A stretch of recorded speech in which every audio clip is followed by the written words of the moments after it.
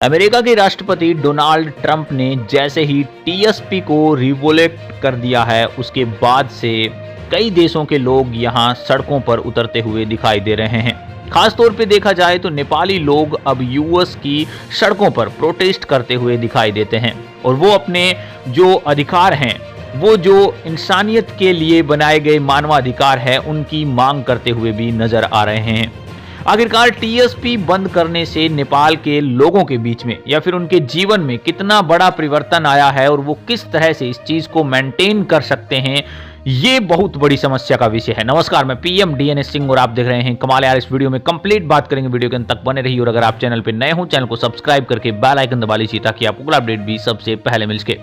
दोस्तों, अमेरिका के नए राष्ट्रपति या फिर दूसरी बार बने राष्ट्रपति डोनाल्ड ट्रंप इन दिनों काफी ज्यादा सुर्खियां इसलिए भी बटोर रहे हैं क्योंकि उन्होंने दुनिया के बहुत से देशों से कई प्रोजेक्ट छीन लिए हैं, या फिर ऐसे कहें कि डोनेशन के नाम पर अब कुछ नहीं बचा है अमेरिका के द्वारा। दूसरी ओर अगर बात करी जाए तो उन्होंने टीएसपी को भी बंद कर दिया है। टीएसपी यानी कि टेम्परेरी प्रोटेक्टेड स्टेटस, जिसके अंदर हम बात कर सकते हैं किसी भी देश के अंदर कोई क्राइसिस आ जा सकता है तो, या फिर कोई युद्ध हो जाता है, मतलब किसी भी प्रकार की समस्याओं से जूझ रहे लोग जो अपने देश को छोड़कर जाते हैं और वो कहीं दूसरे देश के अंदर जाकर ये चीज़ बताते हैं कि वहाँ पर हम नहीं रह सकते, तो वहाँ की गवर्नमेंट्स उनको रखने का अधिकार रखती है। और इसी बीच हम बात कर सकते हैं 2015 के भूकंप के अंदर सबसे ज़्यादा नेपाली लोग अमेरिका गए थे। लगभग अभी यहाँ पे अगर बात करी जाए तो 7800 नेपाली लोग ऐसे हैं जो कि टीएसपी का लाभ उठा रहे थे, और वहाँ जो नेपाली लोग गए थे उनके परिवार भी बाद में मिलने गए थे और वो वहीं रह गए, यानी कि यूएस के अंदर सिटीजन हो गए वो।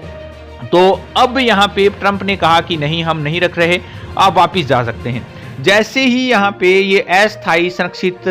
स्थिति, यहाँ पर ऐसे कह सकते हैं कि आवर्जक स्थिति जो बनी हुई थी, उसे निकालने की बातें करी गई और यहाँ से इसे खत्म करने की बातें करी गई, यानी कि टीएसपी के लाभ अब 17 कंट्रीज को नहीं मिलेंगे। ट्रंप ने ऐसा कहा था, जिसमें नेपाल छठा नंबर पर का देश था सबसे ज्यादा लोगों रहने वाला। तो वहाँ के लोग जो नेपाली लोग अमेरिका के अंदर रेजिडेंस बनाकर रह रहे हैं, वो यहाँ पे कहीं ना कहीं परेशान होते हुए नजर आए और इसके साथ साथ अब वो सड़कों के ऊपर इस चीज की डिमांड करते हुए भी नजर आ रहे हैं कि हम बहुत सालों से यहाँ पर रह रहे हैं, काम कर रहे हैं, हमने किसी भी प्रकार की कोई हानि नहीं पहुंचाई है यूएस को, या फिर ऐसे कहें कि फेयर रहते हैं, इसके साथ साथ देश के अंदर सहयोग भी करते हैं। उनका स्पष्ट तौर पे कहने का मतलब ये है कि हमने जीडीपी को इंक्रीज करने में मदद की है, ना कि यूएस को किसी भी प्रकार की कोई परेशानी दी है, या फिर हम बात कर सकते हैं कि यूएस के अंदर हमारी वजह से कोई नुकसान हुआ है। लेकिन उसके बावजूद अगर डोनाल्ड ट्रंप इस तरह का फैसला लेते हैं तो वो असहनीय है बिल्कुल।